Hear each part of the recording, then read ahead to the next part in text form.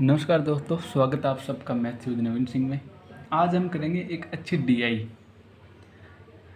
Income expenditure वाली DI करेंगे कि उसमें हमें सिर्फ प्रॉफिट दिया होता है और उस क्वेश्चन को हम कितना आसानी से जल्दी कैसे समझ सकते हैं वो मैं आपको बताता हूँ। कि एक तो प्रॉफिट हम बनाते हैं किसमें, CISI वाले में, यानी कॉस्ट प्राइस और सेलिंग प्राइस, यानी क्रय मूल्य और विक्रय मूल्य में प्रॉफिट बनाते हैं। एक प्रॉफिट अपना होता है इनकम और एक्सपेंडिचर वाले टॉपिक में प्रॉफिट बनाते हैं। तो इसमें तो प्रॉफिट जो है वो हमेशा क्या होगा, SP माइनस CP से बना लेते हैं। लेकिन इसमें क्या होगा, एक्सपेंडिचर और इनकम वाले में क्या होगा कि इनकम में से जब एक्सपेंडिचर को घटाएंगे तब अपना प्रॉफिट बनता है। तो इसमें समझने वाली बात यही थी कि प्रॉफिट इसमें अगर मान के चलो कि 25% का लाभ दिया, जी 20% का चलो प्रॉफिट दे दिया, तो इसमें हमेशा क्या मानेंगे, 20% का मतलब 1/5। तो ये जो 5 होगा ना, ये अपना एक्सपेंडिचर होगा, क्योंकि इसमें पहले कुछ खर्च करेंगे उसके बाद में अपनी इनकम बनेगी। तो ये एक्सपेंडिचर होगा, फिर 5 और 1 6 जो बनेगा ना वो अपनी इनकम होगी। ये क्या बनेगी, अपनी इनकम बनेगी। तो सारे क्वेश्चन ऐसे ही करने हैं जैसे मैंने कुछ और बोल दिया, जैसे 78% प्रॉफिट बोल दिया, ठीक है। तो अब 100 मान के करेंगे कि 100 अगर उसका एक्सपेंडिचर था ना, यानी कि 100 उसका खर्च था, 100 उसका वे था, ठीक है। तो 178 जो है ना वो उसकी इनकम बन जाएगी। इस क्वेश्चन को बस ऐसे टैकल करना है, यही था, इसमें और कुछ नहीं था। आप करते हैं DI से स्टार्ट, समझते हैं उसको। तो एक तालिका बनाई गई है, देखो दी गई तालिका में 2 कंपनियों द्वारा दिए गए वर्षों में अर्जित लाभ प्रतिशत दर्शाया गया है। यानी ये 2 कंपनियां हैं, ये इनके ईयर दिए हुए 14, 15, 16, 17, 18 और 19 तक। ये इनके दोनों कंपनियों के लाभ परसेंट दिया हुआ है, क्योंकि बोला है ना लाभ प्रतिशत दिया हुआ है, तो ये 40% है, ये 35% है, ये से इनके लाभ प्रतिशत दिए हुए हैं, ठीक है। ये फॉर्मूला भी इसने बताया लगा के, लेकिन ये नहीं यूज करना है अपने को, नहीं चक्कर में पड़ना है। इसकी क्या दिया है कि लाभ परसेंट कैसे बनाना है, I माइनस वे बट्टे वे गुणा 100, ऐसे करके कुछ नहीं बनाना। हम एकदम आसान वे में क्वेश्चन को करेंगे, देखते हैं कैसे करते हैं। क्वेश्चन से करते हैं स्टार्ट। पहला क्वेश्चन, तो इसमें पहला क्वेश्चन है, यदि 2017 में कंपनी फेस्ट का वे 900 करोड़ रुपए था तो इसकी आय कितनी थी। तो इस क्वेश्चन को कुछ नहीं करना, देखना एकदम सिंपल वे में करेंगे। 2017 में जाते हैं पहले।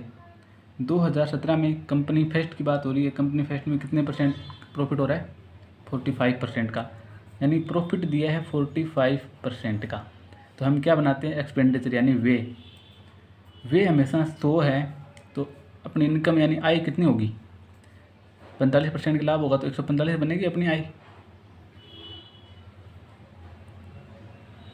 2017 में कंपनी एक की बात हो रही है ना, तो यही बनेगी, ठीक है। तो ये अपना रेशो हो गया। अब ये रुपए में दिया हुआ 900 करोड़ रुपए, अपना कितना है रेशो में 100, यानी 100 की वैल्यू दे रखी रुपए में 900 करोड़, आगे लिखने की जरूरत नहीं है क्योंकि इसमें करोड़ में दे रखा है। तो एक की वैल्यू कितनी आ गई, 9 आ गई। हमें पूछा है कि इसी की आय कितनी है, तो आय अपने रेशो में कितनी है, 145। तो 145 गुणा 9 कर देंगे डायरेक्ट, 9 पंजे 45, 9 चौके 36 और 4 40, 9 एकम 9 और 4 13, 1305। करोड़ में चल रही बातें हैं तो ये करोड़ लग जाएगा। आगे कौन सा ऑप्शन आ जाएगा, C ऑप्शन आ जाएगा। ऐसे करना है सारे क्वेश्चन को कि हमेशा जो एक्सपेंडिचर होगा वो मानना पड़ेगा पहले, क्योंकि कंपनी में प्रॉफिट तभी होगा जब हम पहले कुछ खर्च करेंगे, उसके बाद में आय बनाएंगे अपने, ठीक है। अब करते हैं नेक्स्ट क्वेश्चन। दूसरा क्वेश्चन है, यदि 2018 में कंपनी सेकंड, अब 2018 में कंपनी सेकंड की बात हो रही है, प्रॉफिट कितने परसेंट का है, 35% दिया हुआ ना।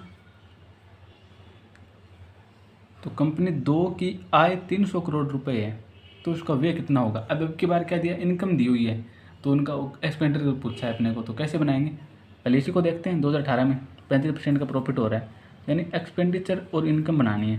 तो एक्सपेंडिचर हमेशा 100 ही रहेगा, तो इनकम कितनी बनेगी, 135। अभी अनुपात में है तो उसको और काट लेते हैं थोड़ा, 5 से काट लेते हैं, तो 5 दूनी 10, फिर 5 दूनी 10, 5 7 तो 35, यानी कि 20/27 वैल्यू आ गई। अब आय जो है वो रुपए में 300 करोड़ रुपए दी हुई है, तो अपनी आय कौन सी है, 27 है ना रेशो में, तो 27 की वैल्यू दे रखी है 300 करोड़ रुपए। एक की वैल्यू कितनी आ जाएगी, 300/27। पूछा है कि उसका वे कितना है, तो वे अपना कितना है रेशो में 20। अब काट लेते हैं इसको, जो कट रहा है तो 3 से काटते हैं तो 3 नम 27, ये आ गया 2000/9 आ गया ना ये। इसको हल कर लेते हैं आगे, करोड़ में तो चलेगी बातें, कोई दिक्कत नहीं है। 9 दूनी 18, फिर 2 बच गए, 9 दूनी 18, फिर 2 बच गए, 9 दूनी 18, फिर पॉइंट, फिर यानी कि चलता रहेगा ऐसे, बार लगा दो आगे, करोड़ लगाना आगे, यानी ये आ रहा ना आंसर। तो ऐसे करना है, मेन बात है कॉन्सेप्ट समझ में आना, कैलकुलेशन तो खुद कर ही लेंगे, ठीक है।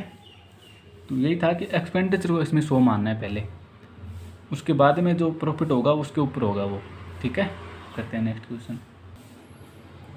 यदि 2019 में दोनों कंपनियों का व्यय बराबर है, ठीक है, तो कंपनी 1 की आय का कंपनी 2 की आय से अनुपात क्या होगा। अच्छा क्वेश्चन है, देखो कैसे करते हैं इसको। 2019 में दोनों कंपनियों का जो व्यय है वो बराबर करना है। तो 2019 में पहली कंपनी का प्रॉफिट 60% का है, दूसरी का है 50% का। तो क्या बनाते हैं, एक्सपेंडिचर और इनकम का रेशो बनाते हैं। तो 2019 की बात हो रही है, ठीक है। तो पहली कंपनी में मैं यहाँ लिखता हूँ 60% का प्रॉफिट है, तो यानी कि 100 वाली कितने में, 160 में। दूसरी कंपनी की बात करता हूँ 50% का प्रॉफिट है, तो यानी कि 100 एक्सपेंडिचर होगा तो 150 इनकम होगी उसकी। क्वेश्चन बोल रहा है कि दोनों कंपनियों का व्यय बराबर है, यानी एक्सपेंडिचर दोनों का बराबर है। तो अपना रेशो में बराबर है क्या, रेशो में बराबर ही है, तो कुछ करना ही नहीं पड़ेगा।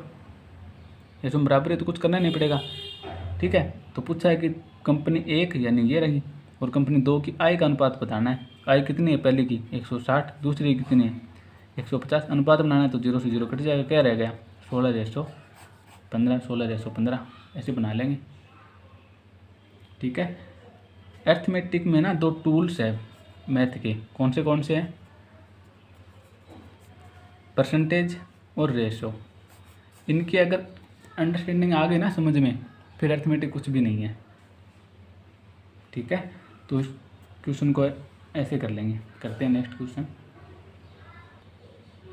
यदि 2015 में दोनों कंपनियों की आय बराबर है, तो कंपनी 1 तथा कंपनी 2 का व्यय का अनुपात क्या होगा। अब की बार क्या है, पहले क्वेश्चन में क्या था, एक्सपेंडिचर को बराबर दिया था और आय का रेशो बनाना था। अब की बार दिया है कि आय तो बराबर है और व्यय का अनुपात को रेशो बनाना है। तो देखो इस क्वेश्चन को कैसे करेंगे।